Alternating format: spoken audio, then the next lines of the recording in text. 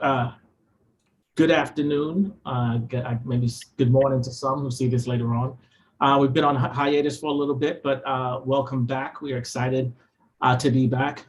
Super excited to chat with my brother Judah One. It's been too long since we've actually seen each other, but I secretly stalk him on Facebook and other social channels. So we'll talk about that later. But before we get into the show, for those who haven't, been to a Beautiful Black Books before, BBB, brought to you by Poetry Center San Jose. This is a reoccurring program featuring Black writers in conversation, followed by a Q&A. At the heart of this, what we're trying to build here is really a vessel of exchange. We want to bring Black writers to our communities and our communities to these writers to learn about their sources of inspiration, the things that were part of their formative sort of years building up their craft, but really again getting behind the artist. There's as poets, as performance artists, we sometimes get on stage, we perform, we do our bit, and then we leave, and there's not really a chance to sort of pull the curtain back. So this is an opportunity to pull the curtain back on some of my favorite people. So there we go. So we're going to start this off with a little bit of an intro. I'm going to go through this intro because this gentleman, is always moving. He's always doing something. So to understand who Judah is, you've got to know the work, and it'll fall into alignment. David Judah Oliver is an accomplished poet and author of 2 published books of original poetry, Instructions for Alchemy, Ingredients of Ether, and Child of the Sun, Man of the Moon, available on Amazon. He's the co-host and founder of Lion. Well, and as I go through this, y'all check out how many co-hosts and founders you hear attached to all of this stuff, right? Co-host and founder of Lion Like Mind State Poetry and Art Series at Pomona Fairplex. He is also art director of the African American Advisory Alliance of Pomona. He has been a member of the Los Angeles Slam Team 2005 and 2006.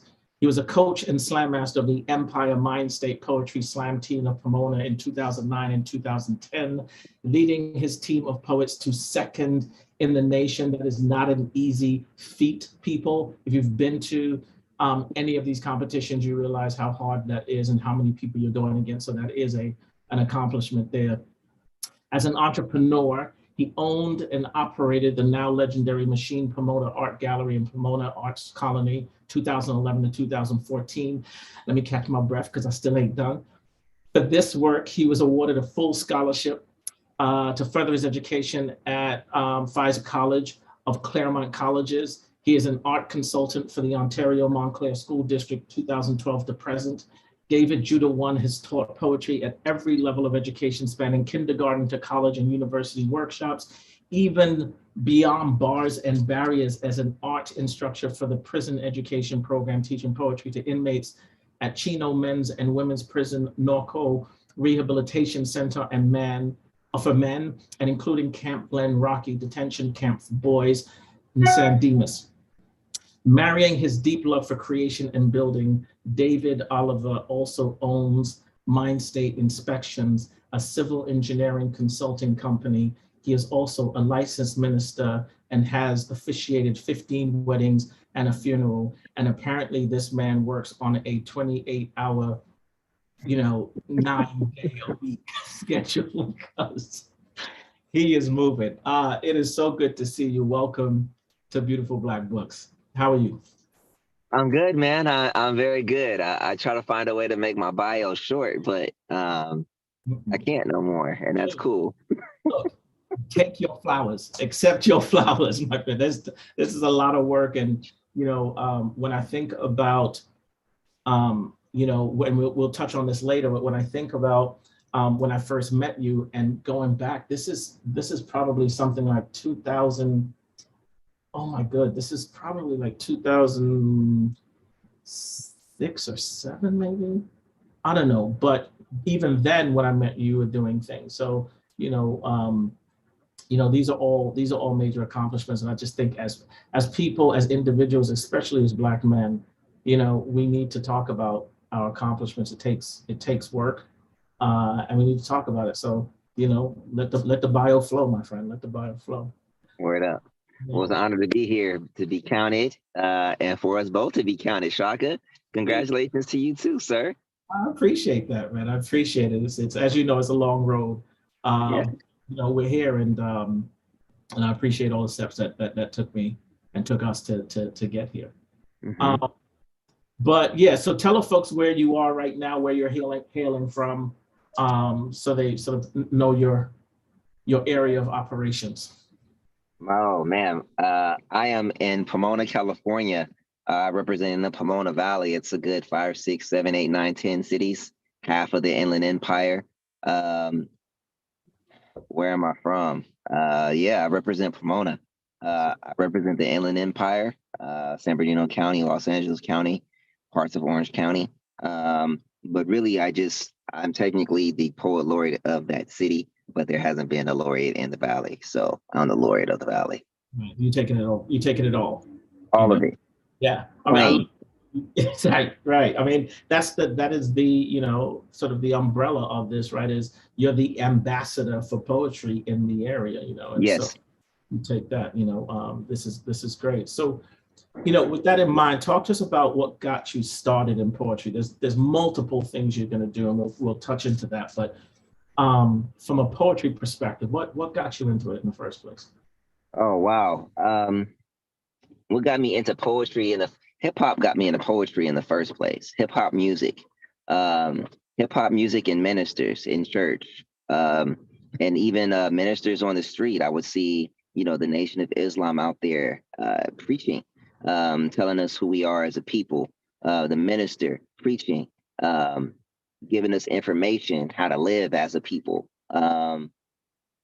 And also the scriptures are poetry. As a kid, I was alone a lot. I was a latchkey kid, and my mom, to keep me inside, she put me on punishment a lot. So I just had the scriptures and books, and so the scriptures are all poetry, and the books are just knowledge. Well, not just knowledge, but doors and portals and pathways. So that was really my first. How I got into poetry was really just being a reader, just being a reader. Yeah. Yeah. Yeah, it's incredible how important that is. You know, you talk to folks all the time, and they're writers, but they don't read, and it just feels to me like that's just driving down one way and not making any turns. You know, you gotta come back and absorb and give and absorb and give. So um, Give me 3 seconds. Let me shut this door. okay, okay. Now he's given us 3 seconds, and part of that is because, like I said, he's doing multiple things right now. He's out in the field doing one of his titles. Yes, He, I am inspecting a school right now in the city of Irvine. So a little Saturday work. And then later on I have a show in the desert about 90 miles away, with our good friend Poetry at Spoken Funk. oh, get out. Okay. Yeah. All right. Yeah. This man keeps it moving. So that is a good segue for me, right? Your bio talks about all of these things on top of being a poet, an artist, minister, civil engineer, etc. Um, how do you manage all of these roles and still have time to be creative? Oh, I think the roles themselves are creative. So it's really just looking at creativity in a different way. Mm. Um, I just did my 18th wedding actually 2 weeks ago. A good friend of mine, and I write my own homily or my own speech. That's creative. I write one for each couple. I think about them, I write it. Yeah. Um, I write a lot of commission poems right now. I'm not writing like any. I haven't written anything just like I would say like out of my heart, or like out of just a need to write in a couple years, actually, Shaka. Oh, In a couple wow. of years. Um, a lot of stuff has been I've written 15 poems in this time of me being a laureate. They're Right. commissioned poems, Mhm. and I write them the morning that they're due or the night before. It's not on purpose. I don't press the issue, because I'll write something weeks before, and then the night that I'm practicing, I'll get something completely different. And I'll Absolutely. go and I'll roll with that one. It's not as polished, but Yeah, I roll a little differently, but how do I make time? A lot of the things, well, with my job, with my career, I as being an inspector, I have a autonomy. So like I'm on the job right now, but I'm also dealing with you guys for an hour, and I'm Right. still watching these guys over here, and they know what I'm doing, and I'll be back in an hour. Um, you know, it's really just managing my time and managing my stress levels. Really, I hired an assistant recently to help with both of those things because I didn't know what day was what for a minute. I put on two first time and very serious festivals the last 2 months. I've been very busy. We did a Pitzer College at the Claremont Colleges. We had their first poetry, art, and film festival. That was a weekend festival. And then I did 12 days of poetry every day at the LA County Fair this year. We had the first ever poetry festival book fair there at 25 authors come. It's a lot to manage. And I do a little at a time. Yeah. I do a little at a time. I just bite one bite at a time. That's how you do it. That's it. Just compartmentalize stuff and put it in structures. That's right. That's Absolutely. cool. So, you mentioned about like writing in the moment. I'd love to go back to that a little bit and just talk a little bit more about what that, what that means to you. How important is it? And I know you were talking about it in terms of, the wedding perspective, but how does that spread in other pieces of your work as well? In terms of like writing in the moment versus saying, okay, let me think 4 or 5 days about this and then write about it. Oh no, the whole time I'm thinking about it, I'm just not writing anything. Okay. I'm not writing anything. And then some of what I think is incorporated. But normally there what I'm thinking about doesn't make it in the poem at all. It's they're like flashlights on other things that Yeah. come at the last minute. I don't control it. I don't understand it. I don't even try to. I'm like, all right, Laura, if that's what you want to do, I'm not going to worry about it. And all the poems, like after I polished them up, they're really good poems, all of them. Yeah. They haven't been, I haven't been putting out any bullshit. Like it's all been very substantial. And I Yeah. give thanks for it. I give thanks for the process. They'll ask me to do something 2 or 3 weeks in advance. I'll think about it, but I also work 60 hours a week sometimes, and I have a little girl and I'm doing this or that. So I don't have time to sit down and write it. I don't have time. So then when I do have time, it's literally last minute. So it's like, okay, cool. But it's not like a rush. I don't rush it. I sit there in my Jack and Coke at my table at 11 p.m. By 4 a.m., I'll write a poem. Sometimes at 4 a.m., I'll get a different poem. I've written 2 poems in a night for the same thing, and they're completely different. And I go with the second poem normally. Yeah, that's the freshest. Yeah, I remember there was a project I was working on, and I was getting sent pictures. I was getting sent pictures every day, but the point is like I had to. I mean, and it was my own thing that I did for myself, but it was like I had to then write to that picture in that moment. Funny because then like 2 months later, I looked at the same pictures, and I got completely different poems. Coming. I think we're all informed by the environment and the space we're in, and I think there's something refreshing and something very from an integrity perspective that's housed in that work, if it's sort of in that moment. But to that end, how does you're doing all of these other things, and I know you said that you have create, all of it is creativity, especially sort of like in the ministry work. But does any of them inform the others? Right? We're talking. There's poetry, and then there's civil engineering. Like, does any of that inform your other work? Yes. I have civil engineering stuff. I have some stuff in my poetry now. I talk about building a lot. I talked about building a lot before, but now I really talk about building, you know what I mean? Because I understand the process a lot more. I've always talked about alchemy. So it's all alchemy. Alchemy is art and building. Alchemy is the art of building. I've been on that for 20 years. So now the last 8 years, I'm an actual civil engineering. So it's just put into application. You know what I mean? Yes, it makes it into my work. It makes it in my work. I like to, and I like to build with my hands too. So that makes it in my work. With my gallery, that was my art. My gallery itself was my art. I built it. I did the toilets and sinks. That toilet was my art. I did that. I didn't realize you actually built that up from scratch. I mean, I didn't build it with my hands, but I redid the building. The building was dirt inside, bro. I took down walls. I raised the ceiling. I redid the floors. I took out the toilet. I took out sinks. I put mirrors in. I built a room upstairs. Yeah. Yeah. Look at that. I look, for y'all listening, I told you this is a man of many talents. He will get it done. You know, if all of these accomplishments to date, which are you the most proud of? I think being a good dad, man. That's my best accomplishment. We haven't talked about that, but being a father that's supreme. That's the most important thing that I've ever done and will ever do. Wow. That's incredible. I'm gonna hold on to that because I want to get back to that too. I just want to sort of, you know, get into the sort of the poetry metrics of things. So, you know, you said, it says in your bio, you talk about, there's a piece in there that we definitely highlighted, right? Unanimously voted to serve as a Pomona Arts and Culture Commission as a Citizen Advisory Committee member and the Poet Laureate. Like, how it's the inaugural. So how did that come apart? I mean, how did that come about? Man, there's like 3 stories and 2 of them are long. I would say you got an hour. So no. Okay, so look,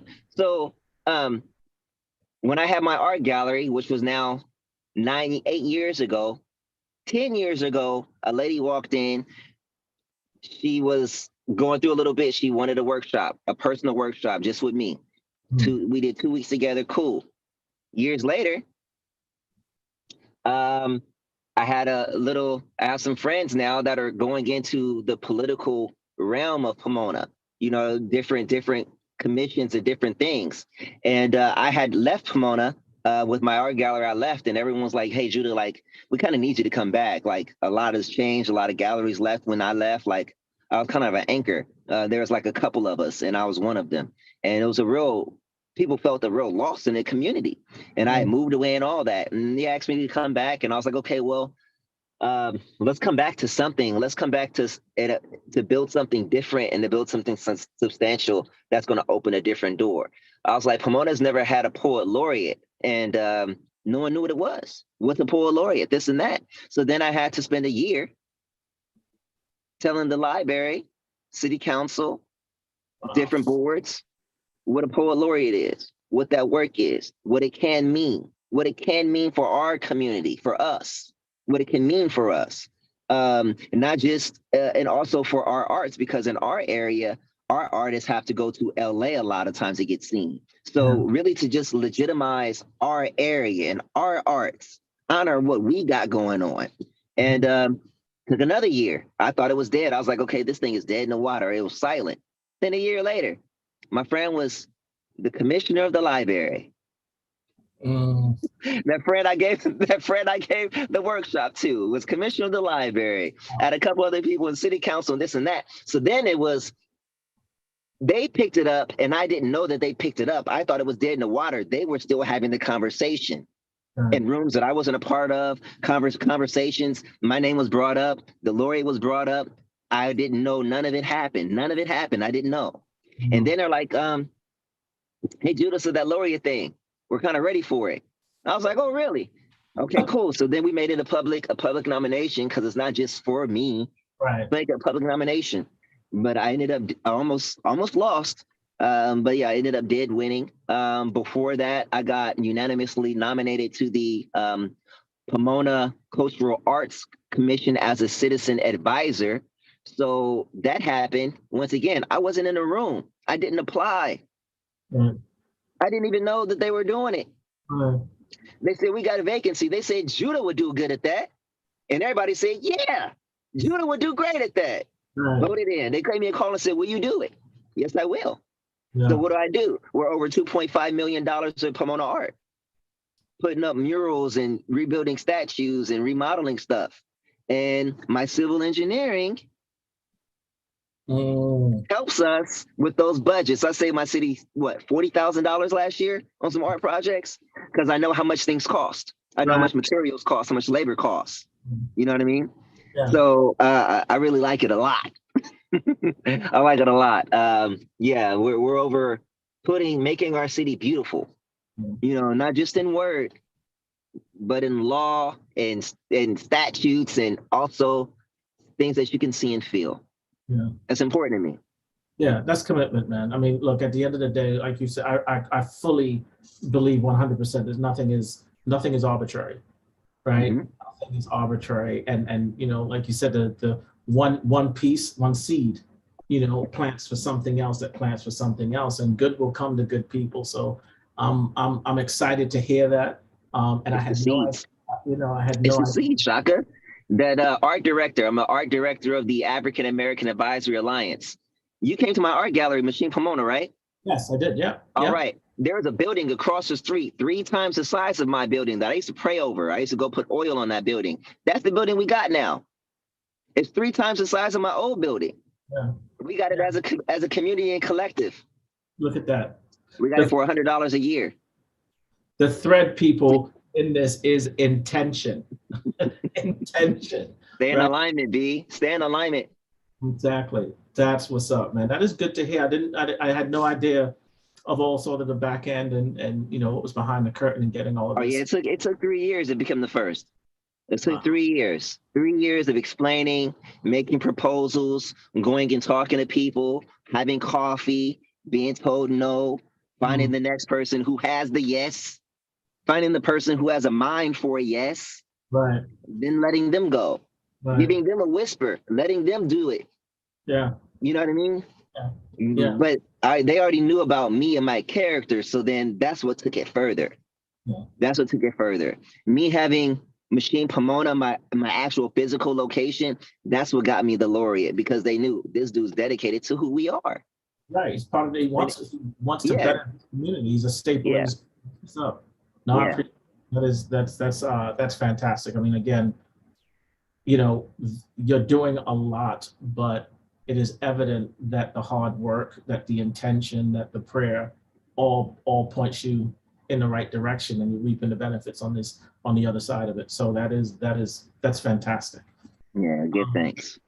Yeah, definitely. So, you know, when I mentioned before that I secretly stalk you on social media, but every so often, right, you get a glimpse of your beautiful daughter, and it feels as though, at least, that you know, you actively include her in all the things that you do, especially some of the things, you know, from a creative perspective. You know, there's a specific post that I remember seeing where your book was in the Pomona Library.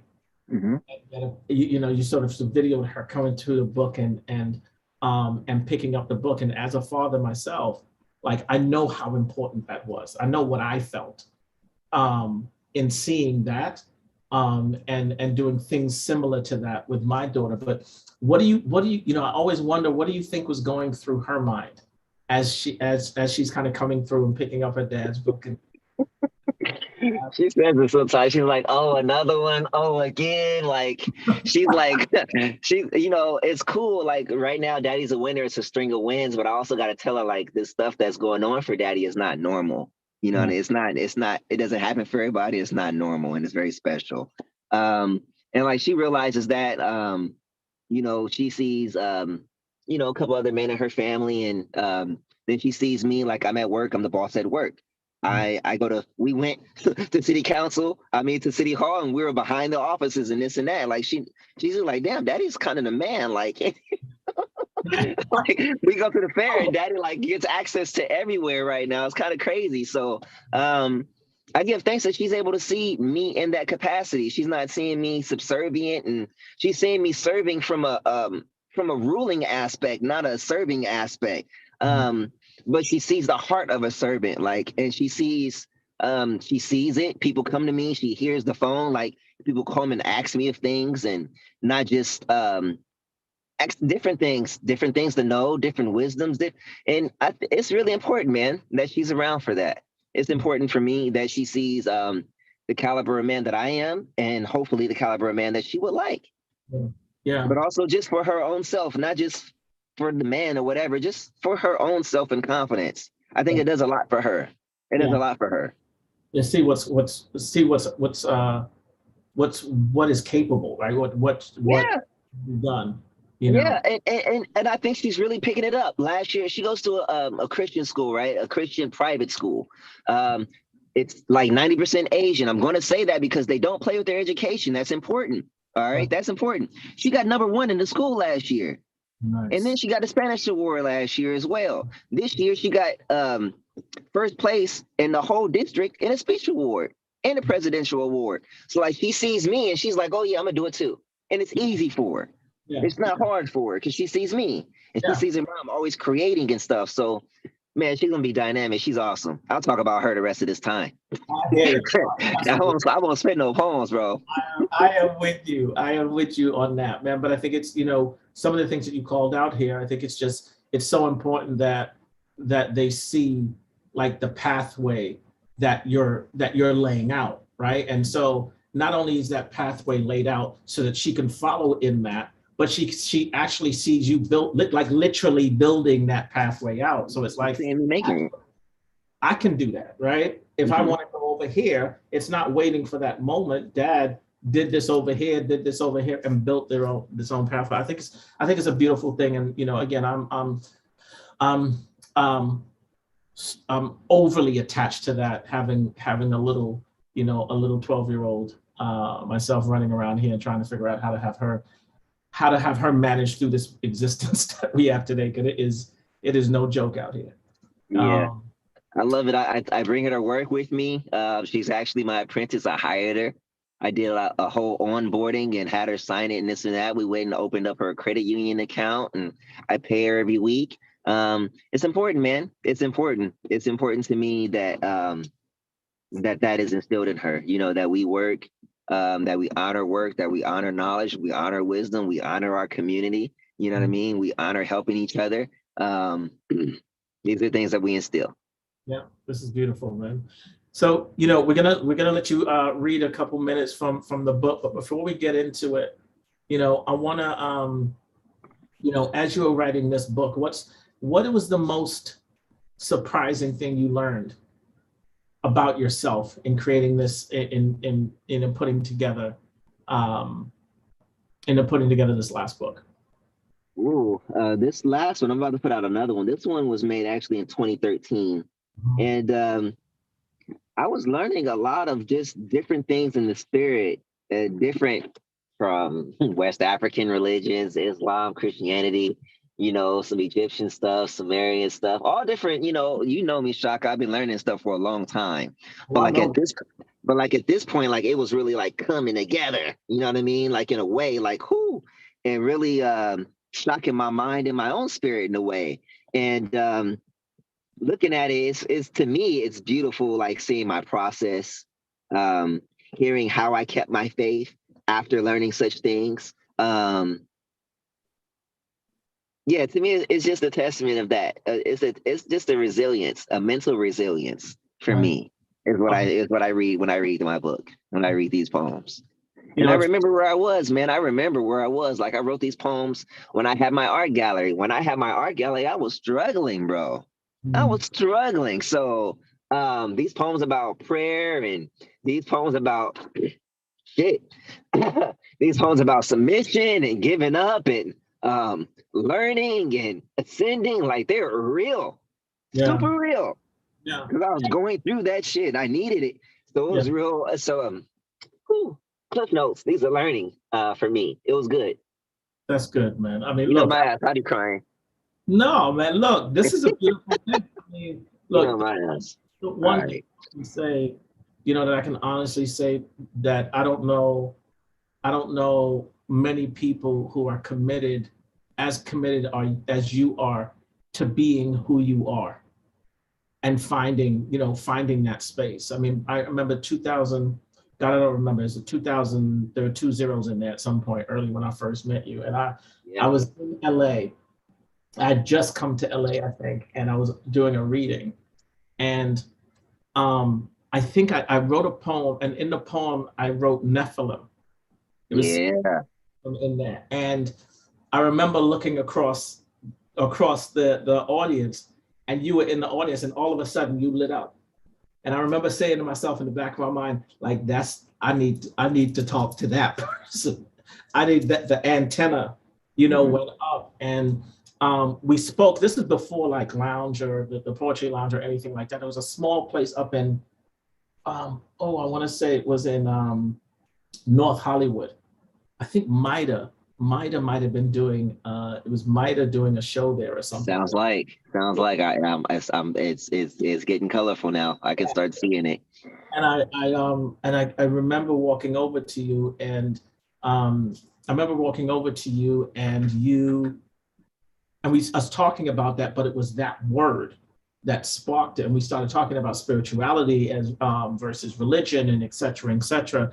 And so, I take those moments and I put them away. I put them in my pocket. I'm just like, okay, I know when I want to talk about that or need to talk about that. This is the person I have to go to. So I say all of that to say that, again, I want to give you flowers because you have been Judah since I met you.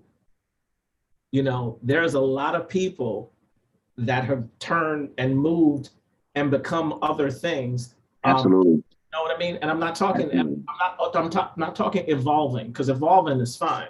Yeah. But the heart, right? The integrity that remains, there has been a single thread of who you are. And I commend you. I commend you for that, man. It's thank you, brother. A beautiful thing to see. I got another question for you before you get into reading, because I know like usually this goes on for a little bit longer, but I know you'll have till 12, right? For this. Man, I'm good. These guys, I already told them what I'm doing over here. They know what I do, man. I be teaching classes, and I be teaching classes in college and elementary and high school while they doing work. And when I'm done, I'll go see them. I'm good. When I'm done, I'll see them. If they need me, they'll knock on this window, but they know they're not even supposed to knock on my window. All right. So if I got a question for you, if this book we're talking about was an actor or a singer, who would it be? Ooh.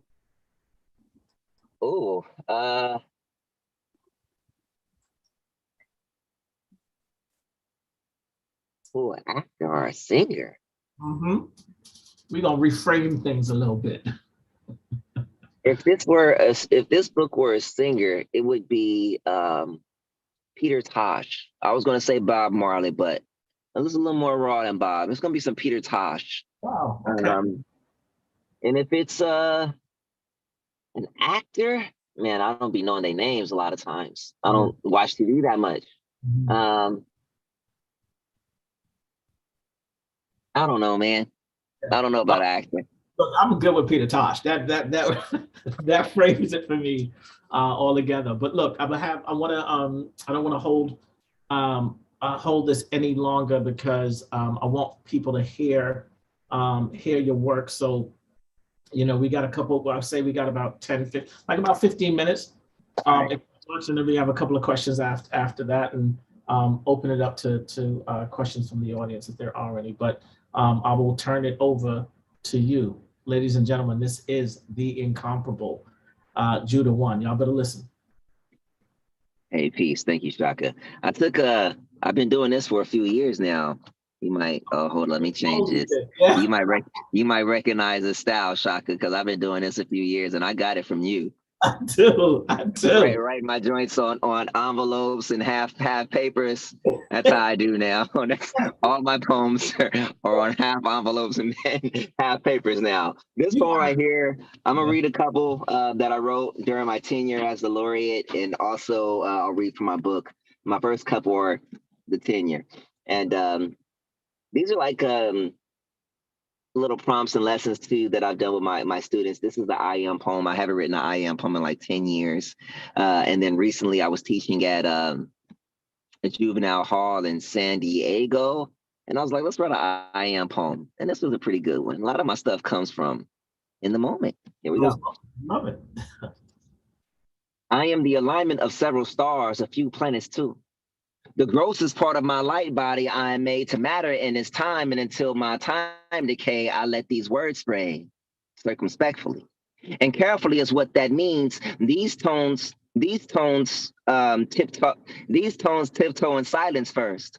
I am in stride of several steps taken, few witnessed. I am wrapped in a whirlwind of whispers, echoed and whiplashed. I am seldomly heard and as so seen. Paradoxically, I am in a coat of many colors. I've been in my prison into the place of God. Fear not, I tell my brothers in the squad. They know that I am the dreamer.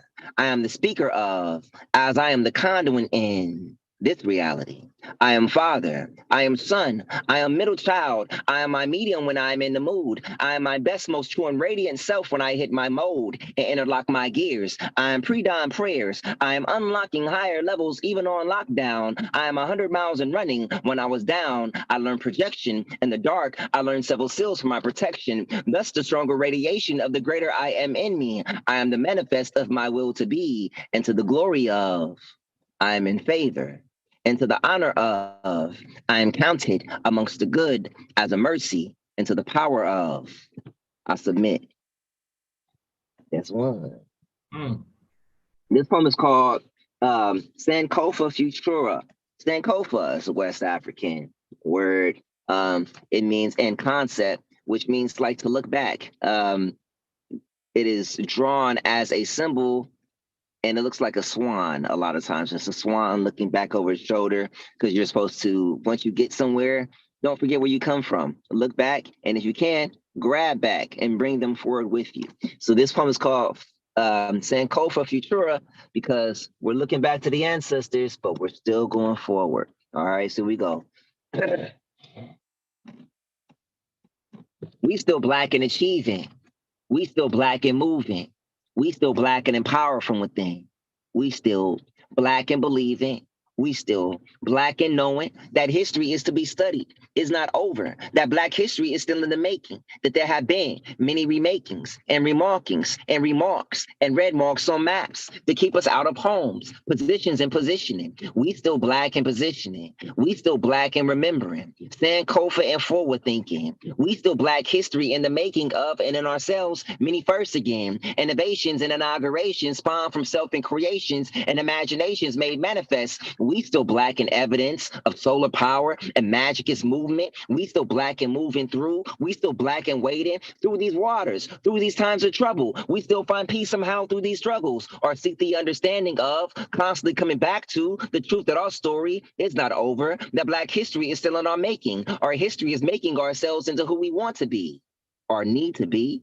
Out of necessity, our faith, often both. Some parents call it hope for the children who are still our future, now and black like we still and forever will be, one with darkness, deep space, and thick waters, black holes, dark stars, and the origin of every light and spectrum of hue. Some black like purple, some black is blue, some dark and red, some tan and sand. It's time and again for the wise woman and the strong man to plan and come together and stay together and multiply and not again be divided by internal fears or external struggles. Once we climb by step, now we climb by tears. Historically, ours is the technology of ancient engineers, an alchemy without a peer, chemically complex, DNA providing antidotes or antivenom, an antivirus or the serum. With minds on mathematics, we calculate the ETA on GPS and Haney's truths on the internet. We had a World Wide Web once, and Akasha records connected us to each other and ancestors by the air, by the water, and all frequencies that move. We still black and catcher of these currents.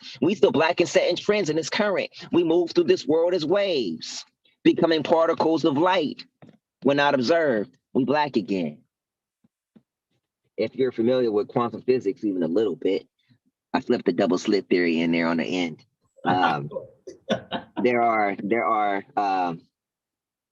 are certain particles that become waves only when they are observed.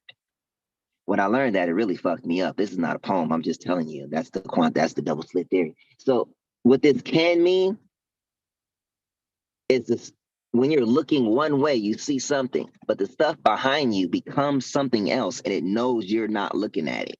It is something else. What it can mean. All right. Can I read some poems? I'm not a quantum physicist. You know what I'm saying? I'm a civil engineer. I'm a poet laureate. About This 20 poem I wrote for my grandmother. She passed away in 2013 when I wrote this book. She was born in 1918. She was 95 when she died. I wrote a poem about her. Her name is Rowena. I called this poem Miss Rowena. Miss Rowena, you told me your parents were sharecroppers, reminding me of how old we are and how new this freedom of ours really is. Reality hits. I imagine the heartbreak of each harvest. How did a sharecropper react to not getting a fair share of the crops they grew, a fair share of what's sold? I'm told what you don't remember in books. Fairness was a non-fact, a fact of life, as it were, was, is. How beautiful you were. 3 husbands said I do. Loyal you were. Loved each till death, untimely as it were. Every time. Each left you with more. Kids to tend. 10 in all. Perfection to the end. That continues. 10 the completion. Your DNA download. 25 years between the first and the last child. My mother, who worships you and fond memories. Smiles echo you. Live still. Kept the house clean. Somehow you did that, along with all the other homes you kept clean. Housekeeper by day, instructor by night, other children you raised and taught. You bought a mansion on layaway. Heaven is made by hands that work scripture like yours. Faithful to the Lord. 50 years in the same church, mother to many, many times over segregation. You crossed over, bore your cross. I see Harriet in your Jesus, black in your high yellow, Cherokee in the blood reserved from plantations, as it were. You kept feathers in your hat as a reminder of that. Your blood knows slavery and freedom. Now I teach these kids in hopes your DNA can free them. Brown boys. So I talk about now I teach these kids in hopes your DNA can free them. So in my bio, it is stated, and it is true. Since 2011, I've been teaching for the Prison Education Project, men's prisons, women's prison, the Norco Rehabilitation Center for Men, which if you've ever been there, it's a big naval base, scary looking. Yes, I used to teach behind bars. They put us like kind of in a library or a classroom, me and like 30 or 40 inmates. No officer, just a little old me, 120 pounds on a good day wet. All right. So we're dealing with respect, but really my class is not like a class like others. My class is an elective, so they come if they're on good behavior. So normally my class is like 5-10 people. It's poetry. But after my first, second session, when I really started getting to them, it ends up being 30 or 40. They start telling guys, hey, you need to come in here. He's giving out some jewels. So this next 2 poems I'm going to do, they're from that time period. I taught at Camp Glen Rocky Detention Camp for boys. I did a whole summer there with them, and 45 boys, 45 authors. We put out a book. At the end of that class, they said, yo, Judah, you've been teaching us poems and this and that and talking to us. Can you write a poem for us? I said, yo, if I write a poem for you guys, y'all gonna cry. I said, man, we not gonna cry, man. We in jail. We not gonna cry. They were crying. They was crying. Sometimes I did too. Here we go. It's called They Boys. They boys. They play fight and slap box, use foul language, tell mama jokes, get defensive when they go too far. Them boys, they often go too far, trying to prove themselves as men that they aren't yet. Sex self-educated, single parent raised, they boys, often on the same wrong road as their brothers. Mothers cry for them, so they are here, far from home and freedom. Freedom got them detained. No one restrained them boys, so they are here. Teaching me about the hood we escaped from. I gave my mother something extra on Mother's Day in memory of these boys I teach, trying to reach and extract them. Their mentality reaches my tear ducts. Faces feature in my prayers. They just boys like I was once. I hope they become better men than I am now. Teaching poetry is often halted when I question, why are you here? How long? How does this feel? Bars can't hold their dreams. I give them paper, teach them to write, others how to spell simple words. No, girl is spelled with an I, not a U. Some too gangster to ask or write emotion, so they draw. I wonder if they draw if they hear. If that is the case, I hope they are listening. I got a story to tell, not just a lesson to teach. Not a preacher, but this is spiritual, parables, divinity and hood abstracts. Them boys asked me to write about them. I didn't know where to start. Now I don't know where to end. See, I teach poetry at a detention camp for boys. Twice a week I see them, happy to see them smiling at least when I come. Saddened to see them smiling, hear them joking about doing the same thing that got them boys here when they get out. Really, I'm just saddened I see them at all. Bars are not the place for boys or animals. One of the boys said they are animals. I refuted him, saddened that I even had to. I leave them tired because I care more. I wish we had more time. I wish they had no time. They boys. All right, I'm gonna do my other poem. So those are my boys, ranging from 12 to 18.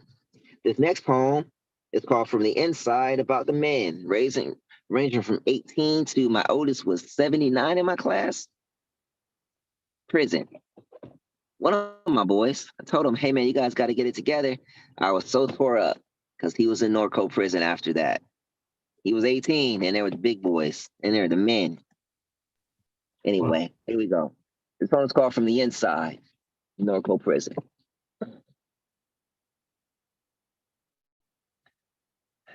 They have the eyes of their children, but they are men with hardened smiles.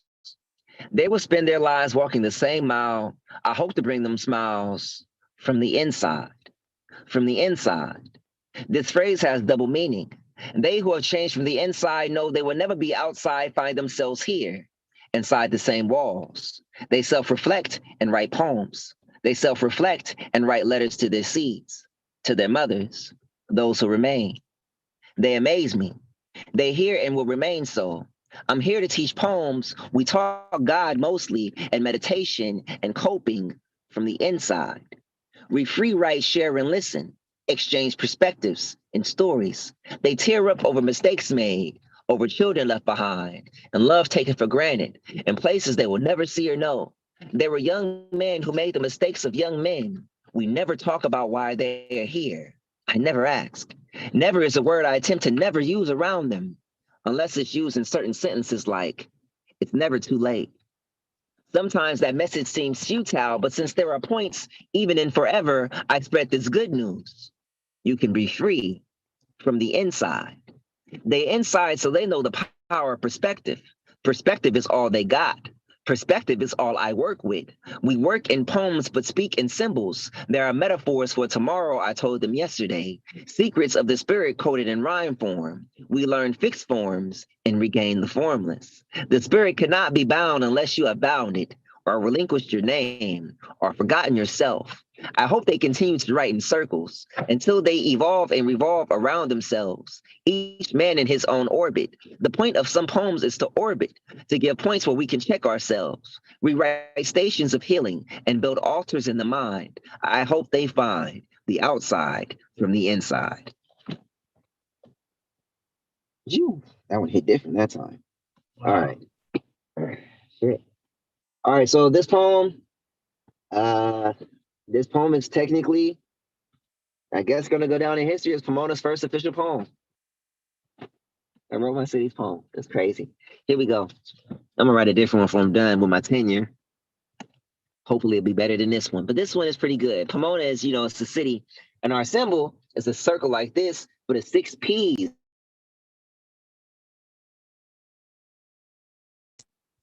Am I unmuted? Hello? Yeah, you're back. Can you hear me? Yep. Shaka. Yep. I can hear you. Cool. Yep. I don't know what happened. Well, anyway, the P's, I was like, what do the P's represent? The P's are pathways. We're like in between six freeways. So we're Silk Road, Pomona, this road. Here we go. Pomona is poetry, a tapestry, a canvas, a mecca, a magnet, a pathway, a portal, a pass, a place, a progression in progress. City of 6 P's, city of a Silk Road nature, feeding everything and permitting. Transport from our valley to the sea, from the sea to the mountains, from the south and west to the east. We straddle 3 counties, Orange, San Bernardino, and Los Angeles counties, 10, 60, 71, 57, 210, and Route 66, and artistic culture is our bounty. And downtown, we have our own arts colony, Pomona, known statewide for arts and innovation. Pomona, known nationwide for spoken word poetry. Pomona, known locally for peacocks, hills and valleys, Cal Poly, Mount Sac, the Fairplex of LA County, trade shows, speedway races, people of multiple faces, act characters, the DBA, the Glass House, the Metro, the Fox, grooving on a Friday night. Pomona got a goddess and we have the heart to bear fruit, but we hold the spirit of hip hop and punk rock, self-determination and mindful meditation on crafts and side hustles. Pomona's poetry, Pomona's art and architecture, Pomona's progression. After a long acknowledged pause, we have a new front and a united cause for peace, advocacy, equity in our arts and education. Pomona's parks are perking up to provide safe spaces for our youth and elation. Gold line connecting us to more community and economic opportunity. This is the new Pomona now. Let's get with the frequency. Mm. Two. I'm gonna read. Can I read two more? Just two more. Yeah, of course you can. Just come on, man. All right. This poem is called Northeastern Star. No, I'm gonna read this one first. I read this one this was another writing assignment with my students.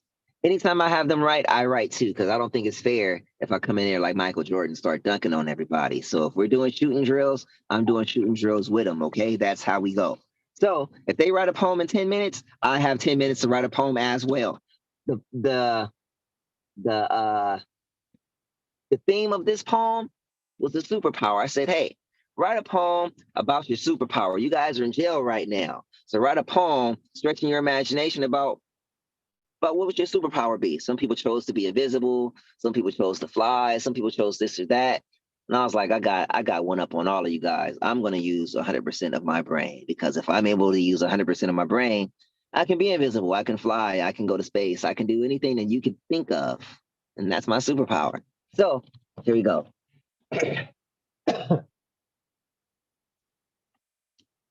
My brain felt acidic. Thoughts came as acid rain. Pain from the distortion, a rift in my reality. These thoughts are sometimes more powerful than what I see. How these thoughts manifest themselves, adding plausibility to my every possibility, I sense a clarity.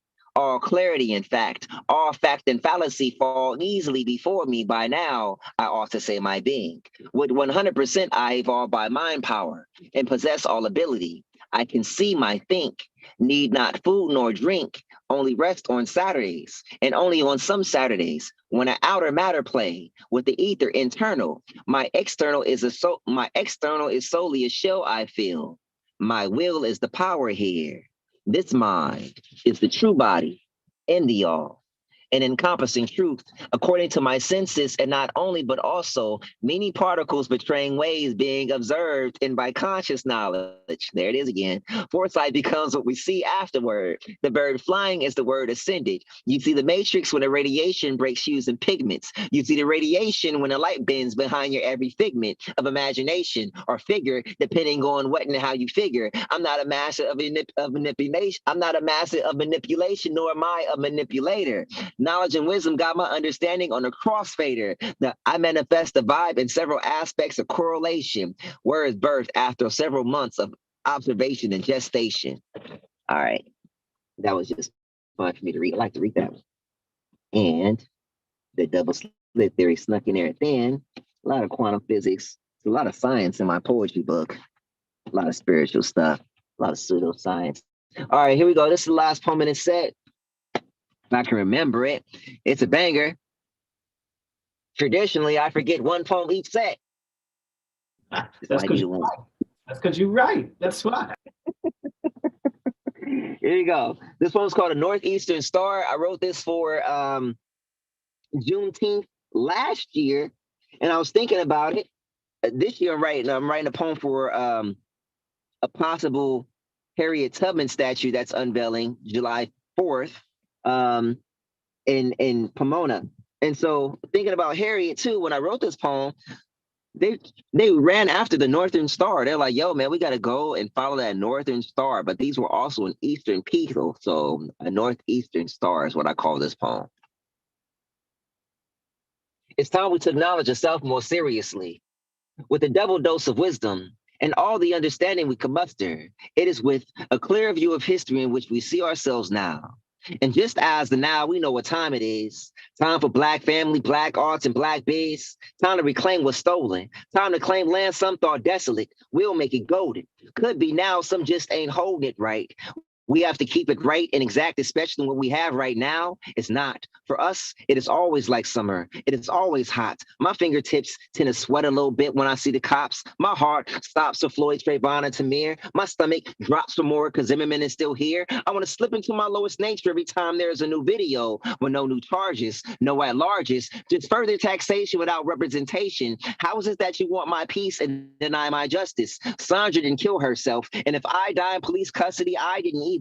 We choose to remember the 5th of November. Forget your lies, just as some remember how the Romans stole scriptures. Forget your lies, just as some remember a middle passage to your colonies of liberty. Why does it still give us free? Where is our Lady Liberty? Where is our land and land grants? Didn't we work this ground? Didn't we till this soil? Were we not your first wealth? Are we not your first oil? Hey, yo, my blood boils. How many saviors shackled up in a hole with Mumia? How many mama messiahs had birth in bondage but didn't escape like Asada? When they ask me to sing a song, it won't be kumbaya. My tone more like a Lord come by ya with brimstone and fire and expire. Every judge sitting in injustice and every lawyer ignoring the facts and law in a melanated instance. And every cop that ever fabricated a flaw, give them the full extent of the law. And that would make a better Juneteenth. Then I might see July 4th. Until then, I'll keep my mind to the east and my eye to the north. I didn't forget it. Ta-da, we did it. We did it. I love it. I love it. Thank you, thank you, thank you, and thank you again for so many things. But first is just for sharing your heart and sharing your work with us on the Zoom today, and then for others that see it later on. I got a couple more questions for you, and then I'm going to let you, civil and engineer. One, I'm going to start off first with a question from the audience here. Nellie asks, there's one of the poems that you did, I think it was talking about the one you wrote for when you were writing for in prison, and she says that she likes how you play with the meaning of outside and inside. What do you think is the biggest difference between perception on the inside and on the outside? You know what's crazy, Shaka? My phone went mute and I got an engineering call and I didn't hear nothing you just said. That's all right, good, because I messed up the question. I was trying to figure out what happened, and then somebody else started talking. I was like, who is this talking? It was the engineer talking to me on my, I'm sorry. No, don't be sorry. This is real life. I like this. This is real life. This is when poets work. Nellie, when you said one of the folks on the call said, I like one of the poems that you did that talks about the prison being inside and outside. And the question is how they like the way you play with the meanings of outside and inside. What do you think is the biggest difference between perceptions on the inside and on the outside? Perception, the biggest. I think a lot of times when people think of the guys that are in jail or women that are in jail, criminals are not like that. They're all bad. Some people think like they're not intelligent. They're very intelligent. Some people are very spiritual. They do have morals. You know what I mean? Like some of them just got caught up in a bad situation. You know what I mean? Some of them are career criminals. Like that's how they think. But some of them like they really like don't belong there. You know what I mean? Like the kids in jail, like they did not belong there. They were there for writing on desk in class and like little graffiti stuff, like just stuff that you get fined over, but their grandparents were tired of paying fines, so they end up in jail. You know what I mean? Things like that. So they're not always bad. They're not all good, but they're not always bad. And as far as people on the outside, what's their perception? I think people on the outside think they're free. Yeah. Say that again. I think people on the outside think they're free. Right. It's one big prison. It is all a prison. It is You know, all. Khalil Gibran said, slavery is still slavery, even if she changes her name. And this, even your freedom is a slavery. Whatever you're doing, you're a slave to it. You know what I mean? You're a slave to it. I own my own business for freedom, but I'm out here on Saturday because I'm a slave to it. You know what I mean? All you gotta do is, I mean, you just look at the news in the last couple of days. You can see, you know, it's apparent there. Yes, sir. You know. All right, so I got a couple more. I got a couple more questions for you. Then we're gonna do our little quick fire. Okay. You got three people in an elevator, living, or past, or transcended. You're in an elevator with them for 3 hours. Who are those three people? Ooh, Nikolai Tesla. Okay. I want to be with Nikolai Tesla. I want to be with Imhotep. And why Nikolai Tesla? Why Nikolai Tesla? I have a couple of his books at home, and his process of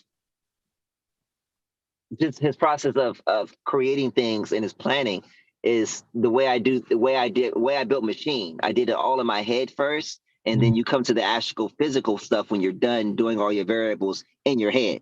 So I want to Tesla. He had some ways to apply ancient knowledge in modern times using our materials. Like he knew how to do that stuff. So I would like to talk to him just on some builder stuff. Imhotep as well, just on some builder stuff, and some spiritual stuff, and also.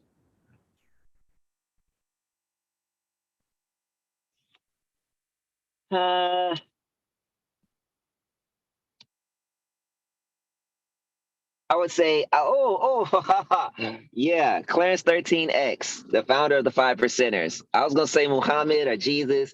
No, yeah. I want to meet Clarence 13X. I want to meet them when they called Allah walking around. Nice. Yeah, I want to meet him. That'd be cool. You know, what's today's mathematics? What's today's mathematics? I gotta look that up, people. Look it up. There are jewels being dropped. On these on this call.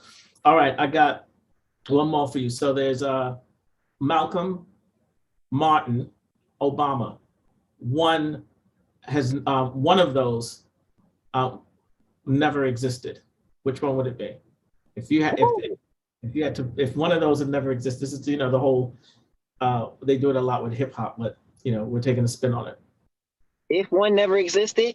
Yeah, like if you had to choose one to say, okay, that person never existed, which one out of the three would it be?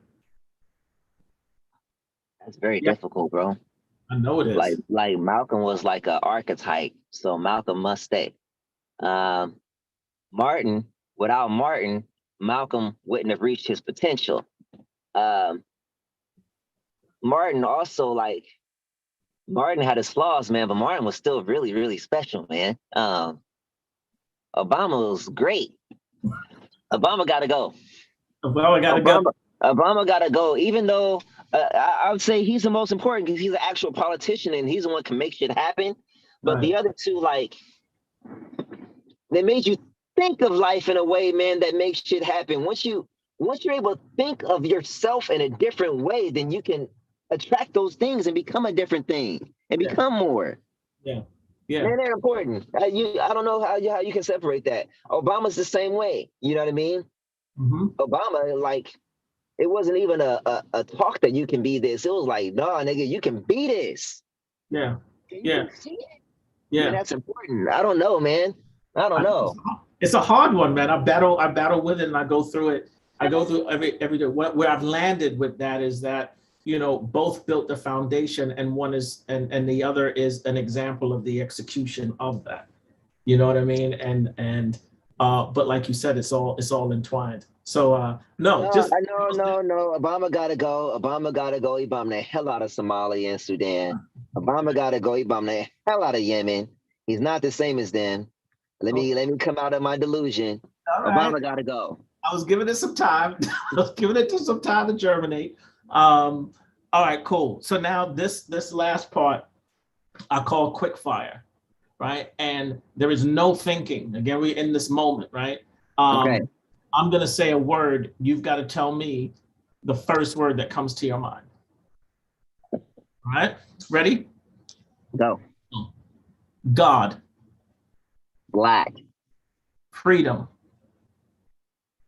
Never. Woman. Hard. Magic. Light. Religion. Tricky. Hip hop.